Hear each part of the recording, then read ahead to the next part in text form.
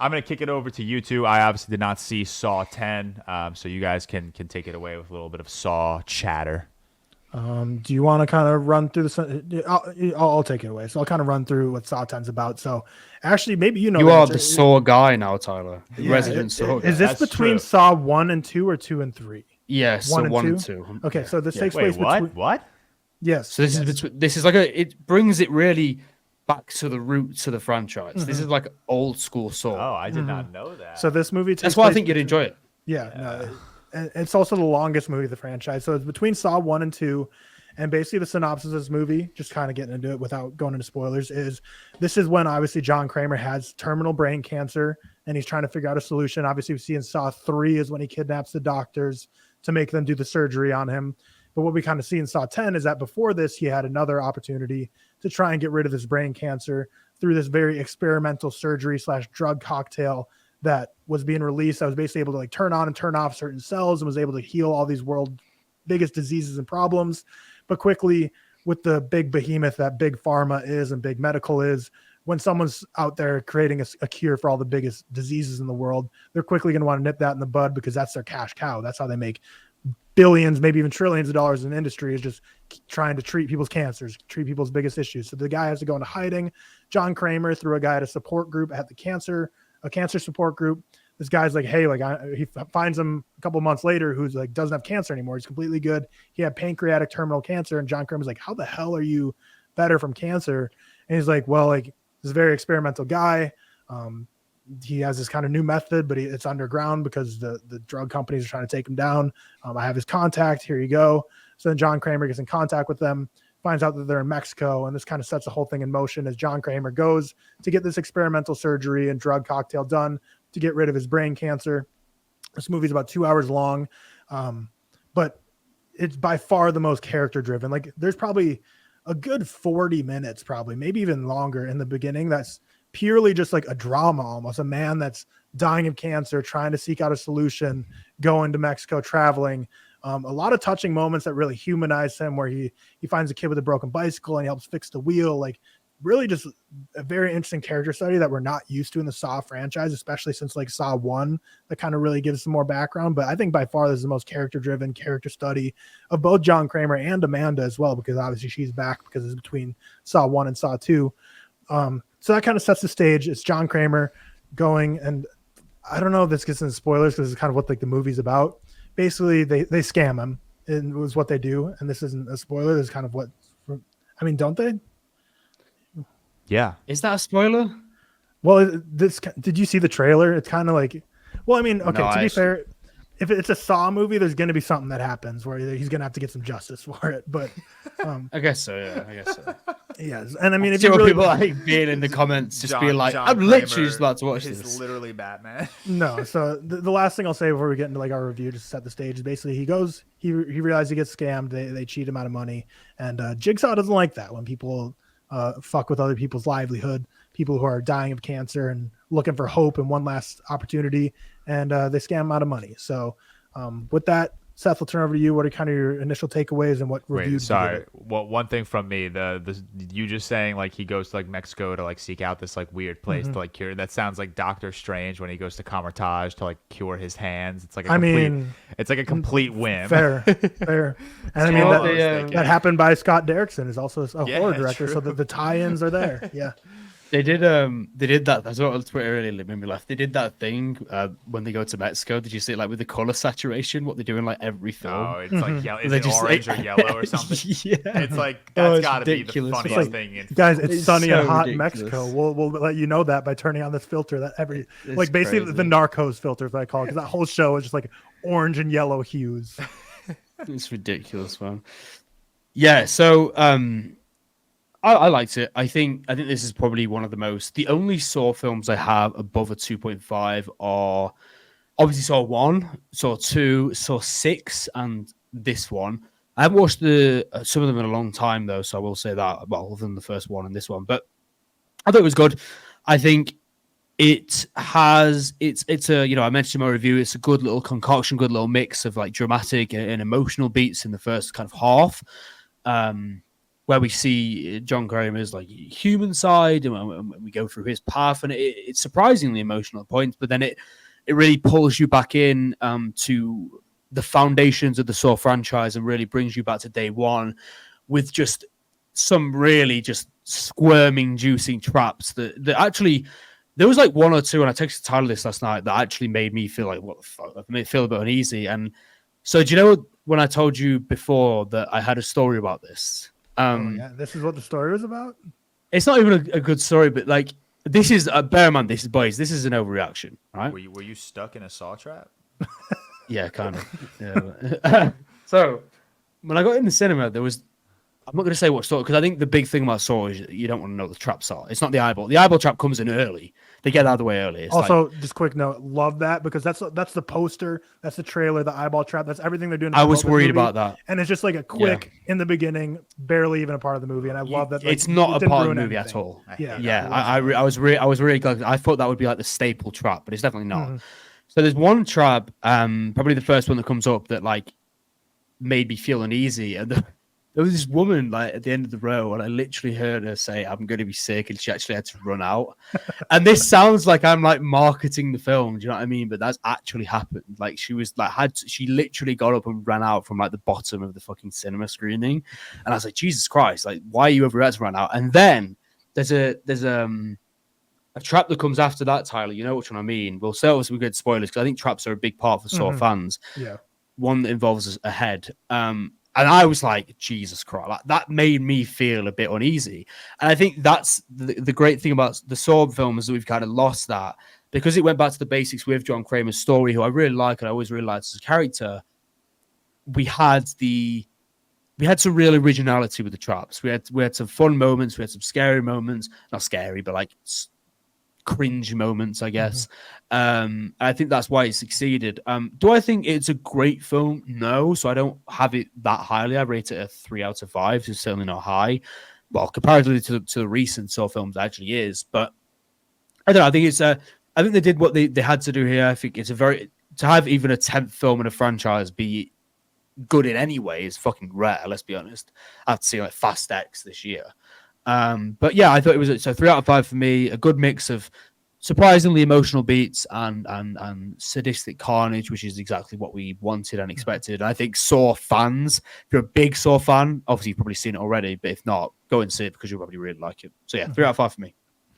Yeah, I really liked it. I gave it a 4-star, which for me, I'm similar to Seth. I only have 3 Saw movies above a 3-star, Saw 3 out of 3-star, and then Saw Original Saw and Saw 10, so bookending the franchise at 4 stars.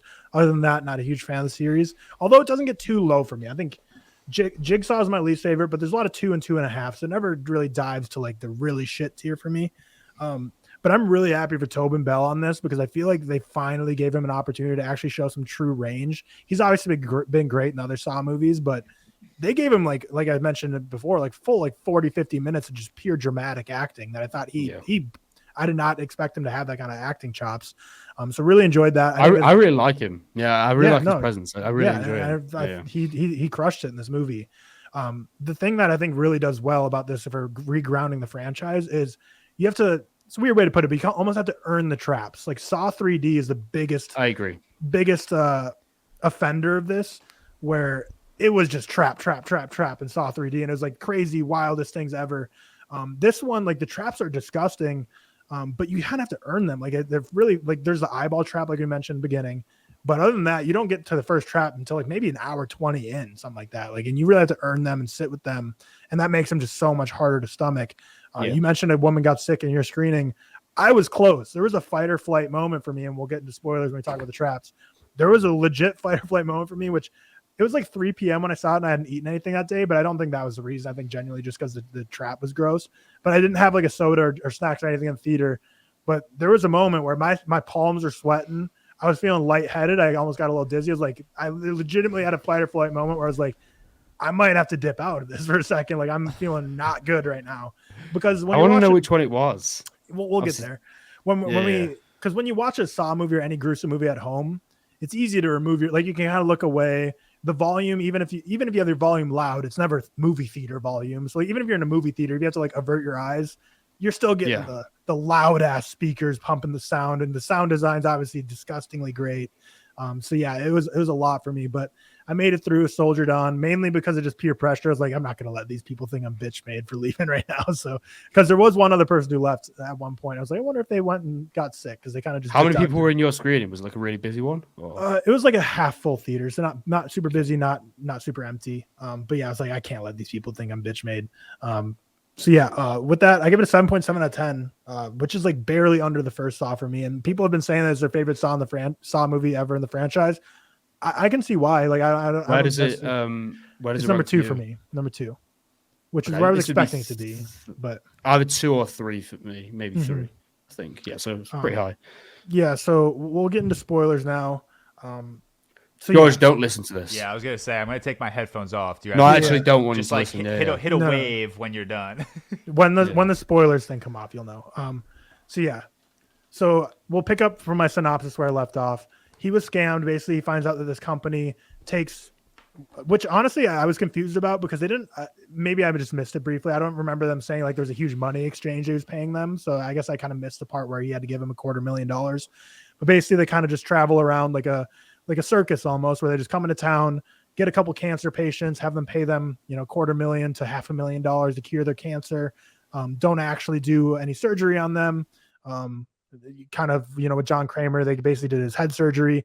And they said, like, don't take off your bandage for like 3 weeks. It's very sensitive. It's an antibacterial wrap. You don't want to touch it. Obviously, by the time he finds out after 3 weeks, their plan is to be, like a circus. They're out of town. They're in the next town. They're gone. You'll never hear from them. They're safe. So they thought. And basically what he realized, because he was awake-ish during the surgery, is he was watching a screen that was supposed to be like them, doing his head surgery. On his brain and stuff, yeah. And he meets a woman, I can't remember her name, maybe Gabriella, something like that.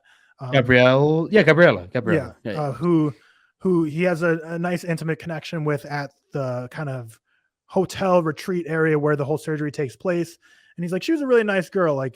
And he was really thankful for his cancer being cured because he left and he took all these crazy drug cocktails that made him feel better in the short term. So he's like, you know what? Like I'm really thankful for her. Really liked her. I'm going to travel back there. They kind of kidnapped him almost because like they mentioned, and I mentioned the synopsis, they're kind of a medical industry that's under fire right now because Big Pharma is trying to get after them. So they kind of had to blindfold him so he didn't know where he was going. And he kind of knew from context clues, like, oh, there's like a cell tower there, mountains there. He kind of figured out where it was. So he goes back and he wanted to gift her some tequila. And when he goes back, that's when he realizes that they're gone. This whole thing's been trashed. He goes into their operating room and realizes that there was never any head surgery. It was just a video. Yep. Takes off his bandage. It was just a video they were playing. And he realizes that basically all of them were just scam artists that are taking people's money. I think he saw like a ledger or something of all the people he took money from. So then this is kind of what sets the movie in motion. He's going to go and act as revenge, kidnap the 4 or 5 people involved, like the driver from the airport, the anesthesiologist, the surgeon, the woman who's kind of the head of it all, Gabriella as well. who initially was someone who he was really close to. And he basically is going to kidnap him, make him go through all the traps to suffer. And that's where we get to kind of the end of the movie, which is all the traps happening, which is kind of bang, bang, bang. They all happen. I guess we'll quickly touch on the eyeball one just to get it out of the way. So, which I never knew because from the poster, I couldn't tell. I was like, are those glass tubes that are like doing something to his eye? I didn't know it was like a vacuum thing.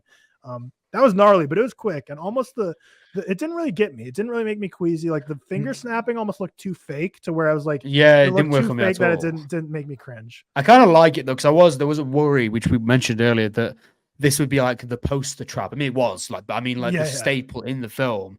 And I was really worried about it, but this is nothing. This happens so basically he's in the hospital and he sees this guy who's like stealing money out of a patient's purse when she's asleep or whatever.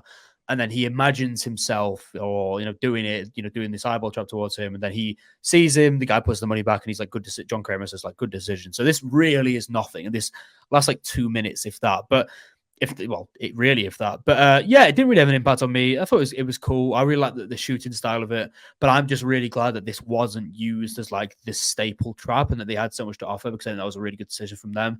And I also think it works in the marketing. You know what I mean? It's a good little. I really like the poster for it and stuff like that. But as far as the trap itself, didn't really have an impact. So it was cool, but the finger snapping thing, I was like, it doesn't look great. Do you know what I mean? Mm-hmm. So probably I don't think they put too much focus into that compared to the the later ones, which is good. Right, which also makes sense because it was just a vision. And I did really like, you touched on it, the shooting style and the direction of this whole thing in general by Kevin Grutert. I really enjoyed like that whole scene of the eyeball trap was super sick. There were so many like 360 camera like pans, like going in circles, like quick cuts. Like it felt very much like the closest I've felt to James Wan's directing style in the series in a while. Yeah. Like, I know this guy's directed a couple of other ones, which actually like Saw 6, low key, like who this guy also directed, was kind of like a shining light. Like it's still 2.5 for me, but compared to like 3, 4, and 5, I was like, oh, this feels like a little bit fresh. So I think this for Saw direction, Kevin Grutert, I think is quite good. But yeah, so the traps, let's get into it. So the first trap is the bone marrow trap. Yeah, that's the one that got me the worst. I was really queasy during that. It's when that was like diabolical. She ties the bell. Wait, is the leg one, isn't it, the first one? Yep. Yeah. That's the first she one. ties the belt around the top of her leg, around her thigh, and then she's got like this like chain thing, where it's like it's like a saw kind of thing, and John Kramer says it's like insanely sharp, whatever. She's like that, like pulling her hands back and forth, but it's just slowly going through. That was like, it's because of the pressure on her leg, and when the leg kind of comes off, I was like, Jesus, we're going there for this one. The practical effects were great. They were really, really good. They were the best I've seen from a Saw in a while. That was the moment when that woman ran out, and I was like, yeah, fair enough. That's fucking weird. So the other one we'll go into actually maybe feel a bit uneasy, but like even me, who's watched endless, gore films, horrors, whatever, I was like, okay, this is fucking cool. So I think there's a difference as well, like you say, in when it's good practically, when it looks realistic, and then when it's just like, yeah, that looks so fucking stupid. Do you know what I mean? And it looked real. So yeah, that was the first one. I really, really liked that one. I thought it was shot really well. It was interesting. Because actually we forgot one other trap. So it was like Taxi Driver, the whole like bomb in the arms that he had to like cut out. Oh, that yeah. one. So basically he had to like cut out that made me feel uneasy as well too. Yeah, no, like weird. The practical effects were great in this, which I feel like some of the older Saw films, which they're older, so you can't fault them too much. Some of them are just such crazy, ludicrous traps that are so wild that almost much. Yeah, it's too much. Where you're like, that didn't really get me because it just felt so. But whereas this is like, very it feels cartoonish in a way. Yeah, it's a good word for it, because he's like, he's stuck in this kind of bomb thing, and he has to get what are the things in his arms again? He has to basically cut his arms off and pull these things. Yeah, because he has a bomb attached to both of his forearms, and like the wires are like the type of wire that like the type of knife he gives them just wouldn't be able to cut through. Yeah, so he has to like get his arms, and he's like chopping his arms up, but it's really close, like really intimate, as you say, and really detailed to the point where I was like that. That was actually, I would probably say that got me a little bit more than the leg one. Thinking about it, it was just so close up all the time, like the noises and stuff. I think that was really cool. Actually, I think the Saw franchise, if it keeps going, I think we might see that guy again because he survives, and John's like, "You're going to be okay," and like I feel like it's kind of like a new Amanda. Like that guy's going to be a new follower. Potentially, yeah, potentially. But the leg one was directed so well because the sound editing was just gruesome. But like every time she would like kind of rip the saw through, like the camera would just like tilt super hardcore. Like each time she was kind of sawing through, and just the way the camera was working in harmony with what was happening, I was like, this is a lot. And that 10-minute sequence, even for people who have a tough stomach, which I like to think I do, is such an intense 10-minute sequence because you go from her cutting off her leg, which she completely saws through her leg, incredible practical effects, to then having to like inject her thigh bone with a contraption that sucks out bone marrow. That was horrible. That's then dripping bone marrow onto a plate. Yeah. And then from that, she fails to get enough in time. Yeah, like white into this little bone marrow thing. It was horrible. Goes from that, which she fails to do in time, to her head being cut off, decapitated. Really, it was like the way she falls, the way the head comes off. Everything was so insanely real. And then immediately from that, you go to the main woman cutting this woman open, taking all of her intestines out, and use it as a rope. So that 10-minute sequence was like some of the most intense things I've seen, just because it was just nonstop, like cut off the leg, bone marrow, head off, intestines out. I was like, holy shit, they're going all out. So like we know how horror films, Terrified did the same marketing tactic where, I don't know if you saw, I actually just posted a video about this. They were handing out like vomit bags in like some of the US and some schools. I get it, man. Like it's good marketing. You know what I mean? People, and there was articles were saying like they couldn't finish the film of course, we know that is marketing and that's what gets people in the seats. And they did it with Terrifier and it worked, and it will work with this. But that sequence, if you are squeamish, I mean, why the fuck are you going to a Saw film in general? But I feel like that's why people go sometimes, though. Do you know what I mean? It's like that's why. Yeah, it's like a roller coaster if you're afraid of heights. You kind of like to test. Yeah, exactly. And that the 10-minute sequence going from A to B and then ending with someone literally holding intestines and using them as rope even made me feel a bit sick. And that's someone who's so used to it by now. So I do kind of get why people, the reaction to this film, because it is more gruesome, because it's more realistic, more intimate, more personal than previous Saw films. And it's not realistic. Look, Saw films are never realistic, but like you said, with the Saw 3 and 4, they were going to the point where it was cartoonish violence. It was ridiculous. But with this one, they really hone in on bringing it back to the basics. Like in the first Saw, where he cuts his leg off. It's so intimate, personal. So I do kind of get it, but they marketed this film so well in general. That's what they're doing. Horror film is just really good at it. And I feel like the big thing with every other Saw film is like there's a trap, then you kind of get some plot, then a trap, then plot. Whereas this is like you get so much plot that it's like that's why I think the fight or flight was triggered in me, because I was like, this was the first one and we have 3 more to go and it's going to be back to back to back to back. And I was like, we're about buckle in because there's going to be an insane ending to the movie, which it was. So that trap ends, and I'll let you talk about this next one because this is the one that got you more, because the leg one was the one that made me squeamish. This one kind of was the one that affected you the most. Yeah. So what is he in now? So he's in apparatus, and he basically has to get some of his brain and put it in like a cup, whatever, to stop it, whatever it is.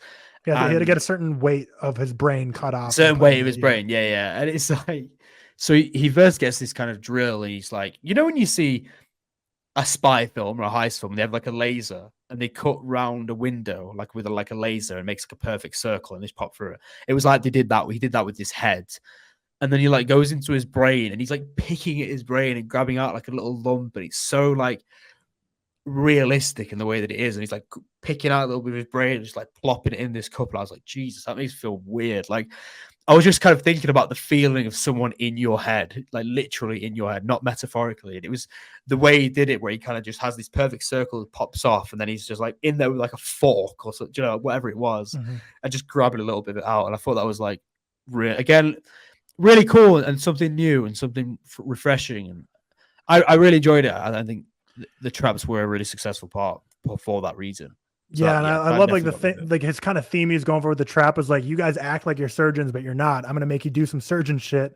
And clearly this guy, he was just a vet, and he doesn't know what the hell he's doing with brain surgery. So he's when he starts to cut open his scalp, it's so brutal. He's just stabbing himself with the saw. Clearly a man trying to get a little surgery. Trying to get a little bit of brain, and then when he puts it down, the camera goes really close to this little cup where he's it's little weighing scale, and it's just this tiny bit of brain. It's just it's so full on. I didn't really expect it going into it, but they were definitely my most enjoyable bits from the film, or those sequences, which is kind of weird to think about. But yeah, and there was a cool callback in that one to earlier in the movie when he first gets to Mexico and he sees that temple, and the driver's every tourist makes you come here. It's kind of weird. This is where people's hearts get ripped out. And he kind of uses that same exact temple look on a head for when he fails a trap. It's a heater wires in there and it shuts in on him. I was like, that's pretty cool. That's why I thought this movie cared more than a lot of the other Saw movies. They tried to make this an actual competent movie as opposed to just trap. Because I was like, oh, that's a fun little bit. The next one, the next trap. So this is when this is Gabriella, the woman he kind of falls for, which we're just kind of using. Or not he fall. Well, yeah, he kind of does fall for her. And this is where we get some interesting or some good plot development with Amanda's character, who obviously John Kramer initially put in a trap because she was abusing heroin or some intense drug. And Gabrielle is kind of that same thing. She's a heavy drug addict. And you kind of realize she was probably only pulled into this scam because she needed money for drugs. And one of the other guys was her drug dealer. So Amanda was really sympathetic to her. She's like, John, which it is a moral gray area. John thinks drug addicts are wasting their lives, which, you can see why he might think that. And then Amanda's from an opposite perspective, kind of saying drug addiction is not as black and white as you think it is. You can't just, a lot of people fall into these circumstances. So it's a really interesting character development. You kind of get an idea of the difference between Amanda and Jigsaw, because they obviously have differences in the other Saw movies of how they go about things. So kind of seeing their philosophy play out. Amanda definitely feels empathetic for her. She kind of tries to throw her a bone. Initially, Gabriella was supposed to be the next trap, but Amanda pushed it off and made the guy do the brain surgery Seth was talking about. So Amanda felt very sympathetic for this woman. Her trap was she got shackled, one arm and one leg, chained up in the air, and a crazy radiation machine that like used to treat cancer just blasted on her. Literally blasted in her face, and she's like melting. I'm like, Jesus Christ. I like that though, because again, it goes back to this, like, it's so intimate. It's not like, you know, you're getting someone that's just like blowing her head off, or the usual shit we used to see, where it's just so over the top, because it was like her face is just slowly like melting, and it's really intense. Yeah, I like this idea for trap. And then obviously she has to, like, she's in shackles with like her wrist and her foot, and just like break the fuck out of her foot to make sure she gets through it. And it was cool, man. I really like this bit. I did. One thing I think is funny is she started with her arm, and then like the main woman's like, oh, you should start with your legs. You should swing out of the way of the radioactive machine. Which that's also a funny comedic bit, because she does swing out of the way, and then like the machine just moves. Which I was like, that was funny. But the thing is, like, if she would have started with her hand, because her leg would have still been tied up, she would have just like slopped down on the concrete, like fell, and probably would have just died. I was like, is that like a plot hole in this trap? Because like, how would she even, like, if she broke her hand off? She wasn't that high, was she? Yeah, because she does fall again she does fall after she breaks her hand at the end. You'd be fucked though, because she would literally, if she'd gone that way and gone straight down, imagine if the radiation machine went down as well, right on her face, and then she's having to like do sit-ups to true. Yeah, so that was smart. That was a smart move. But that trap was a lot less intense to watch than the other two. Like, it wasn't as gruesome or anything. But it was just basically her melting. But she does survive the trap. She gets out of it. I mean, she survives temporarily, but with that much radiation, who knows how long her life is going to be? Who knows how she's doing now? Yeah, she might have cancers in every part of her body at this point. And this is where the final woman is left, the main CEO of the company, who's kind of pulling off the scam.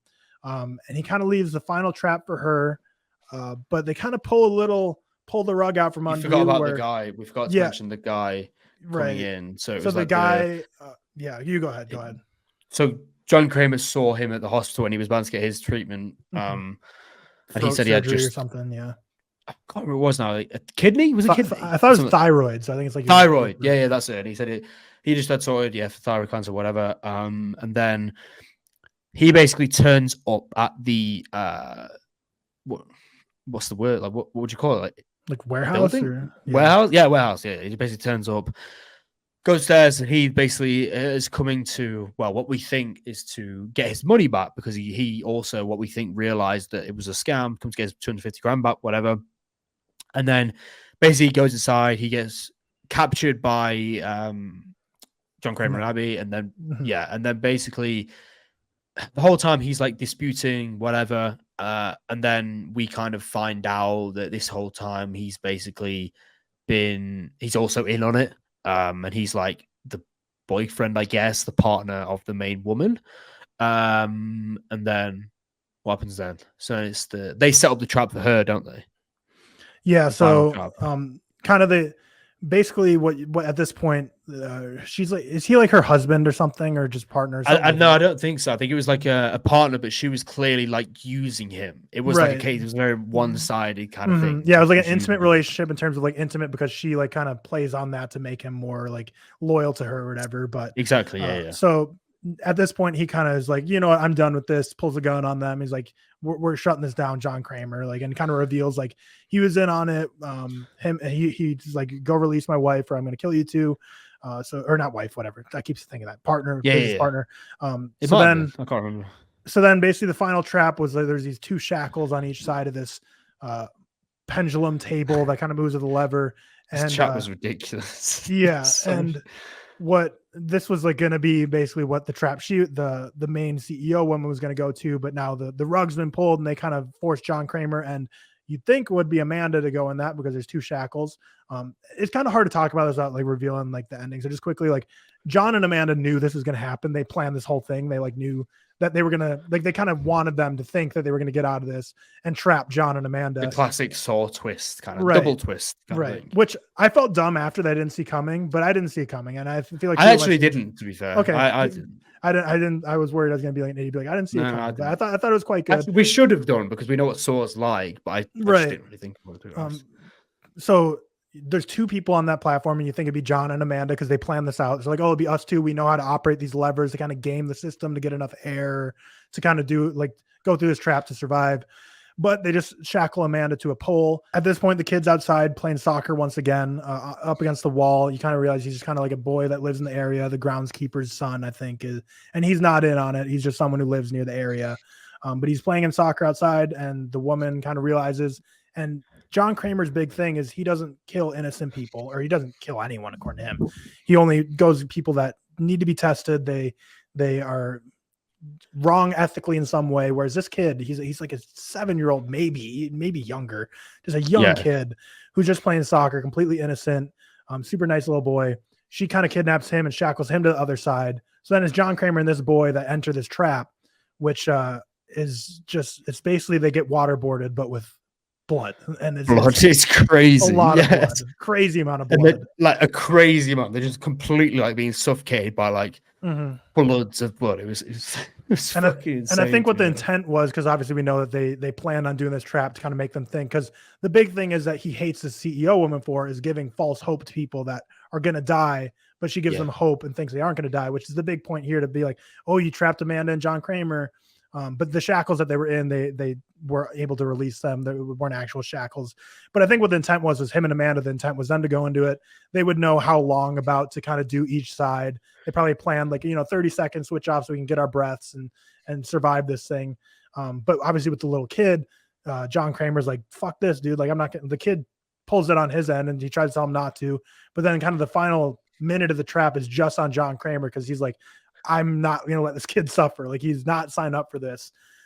Also during this is a really sad moment, because Amanda grew very fond of Gabriella, who survived her trap. And John Kramer's big thing is, if you survive the trap, we're going to get you medical treatment. We're going to get you right. You did everything right. You shouldn't suffer anymore. But the main CEO woman steps on her neck and kills her. I completely forgot. Yeah. But she stands on her neck. Yeah. It was crazy. Which sucked, because obviously Gabriella and John Kramer really liked her, and it's just kind of another sad thing. But then ultimately you realize that final trap that John, the whole time they rigged the shackles, that was an actual trap. The guns that they had pointed at them were fake guns. They removed all the real bullets. And the big thing was that these people thought they trapped them and were going to get away once they grabbed the money bag of all the money that they initially stole from people that John stole back. Basically, once they grabbed the money bag and lifted up, which obviously they were going to go for, that enacted the final trap for them. Which honestly, I was a little confused on what it was. Was it like a gas going in there? Was it just like a heat? I thought it was just like a gas chamber, I guess, kind of thing, where they were just filling because they had like a little hole where they could get air, didn't they? And then they were kind of like battling out for the hole. But it was a bit of a weird one. I thought it was kind of anticlimactic, I'll be honest, as the final trap goes. Agreed. It was basically like a gas chamber where they were just like suffocating, I guess. But yeah, it wasn't. I don't know. I expected something crazy. Do you know what I mean? But, yeah, especially with the way it was building up before that with the other traps. So final trap was a little anticlimactic, but I'd say it benefited though from, I think it was one of the more clever. I feel like a lot of the Saw movies, you're like immediately like, that's going to be the guy who's the twist. Like, because they cranked him out every single year. So they were just clearly just throwing shit in the movies and just trying to get, a big payday because these movies are successful.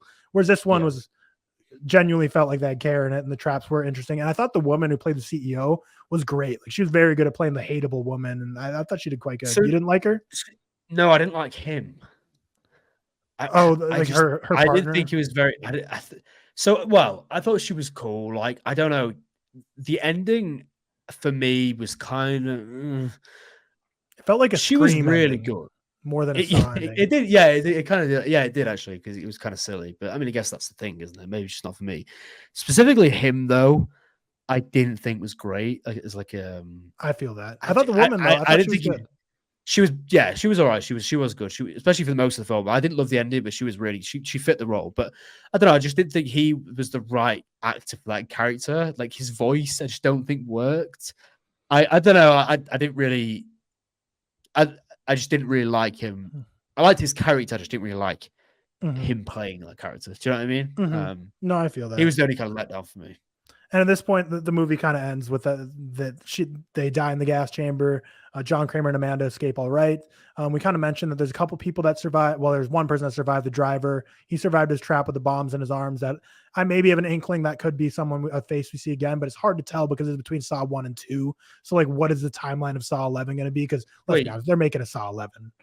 You know, I didn't even see the post-credit scene. Do you want me to tell you it? Because it's one of my favorites of all time. Yeah, because you're probably not I forgot. I forgot there was one, even though they tweeted it. Yeah, I just left, and then I got told about it. I was like, "Shit, dude!" One of my favorite post-credit scenes I've genuinely ever seen. So there's one person left in the scam that they didn't get. The guy who went to the cancer support groups to recruit people. Of course. Yeah. So he was obviously in on the scam. He goes to these cancer support groups to recruit people. They didn't get him though. And the post-credit scene is him, and he kind of shows you like, here's my scar of like all the way up and down his chest, which was a fake scar. So the post-credit scene hits, and he's strung up, and he's got a contraption on him, and they're like, "Oh, where's your scar? Like, you don't got this like little thing inside of you, or your scar's gone." And then it's just like this crazy trap that like rips open his guts and like kills him, and kind of where his scar would have been. But the person who did it was the guy from all the other Saw movies, like the detective. Oh, really? Yeah. Okay. And when it was like almost like a superhero review, I was like, that was good. Because like he was the one who carried that trap. Because he mentions early in the movie, there's a quick little part in the movie where John Kramer calls a guy who seemingly you kind of infer is that detective. He's like, "Hey, I have a couple guys I need you to track down who need to play our little game." Yeah. And then the fact that like while this was all going on in parallel, the detective got this guy, gave him a brutal trap that you see in the final post-credit scene. And it's kind of revealed that the detective's in on it too, which obviously you see in all the other Saw movies. I was like, that was really well done, because it wasn't just a throwaway scene. You'd see another trap. He gets involved. And I was like, it was just like the icing on the cake for me, where I was like, that was a very enjoyable movie experience. Like I tweeted, I can't find the video. I said, no, I really I'm sure in like a week or two, then the clips will be available to find. Yeah. But yeah, some people didn't get my joke that I put. I thought it was clever, but you know, sometimes you think you're more clever than yourself. I said I almost left the theater halfway through the movie. That's how good it is. Because obviously with a movie like Saw, if it's a movie, get that. A couple people, and I was like, I thought it was clever, but whatever. Maybe I was off. No, I get it. But that's all I have to say for it. I thoroughly enjoyed talking about this movie. I thoroughly enjoyed watching it. I think the Saw franchise could be back if they keep going down this. I agree. I think this is a huge. Like, even though I only rated 3-star, and I'll be honest, I could go up and rewatch like a 3 or 5. But even though I only rated that, I think this is such a huge improvement to the recent.